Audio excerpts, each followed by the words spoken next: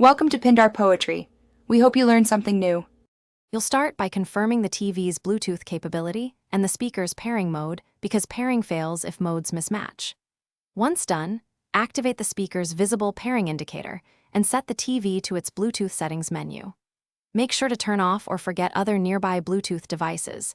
This prevents automatic reconnects that block pairing.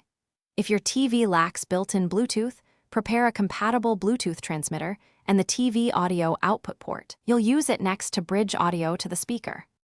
Now you'll pair and route audio. On the TV, navigate to Sound or Connections and choose Bluetooth or external speakers. This tells the TV to scan. Select the speaker name when it appears and accept or enter the default PIN 0000 or 1234 if requested.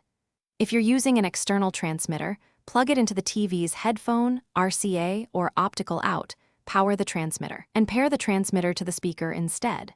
Make sure TV audio output is set to the external device so sound flows correctly. Finish by testing playback and adjusting volumes on both the TV and speaker so audio levels match. This corrects low output or distortion. If there's no sound, repair the devices, reboot the TV and speaker, and move them closer. Walls and distance often cause dropouts.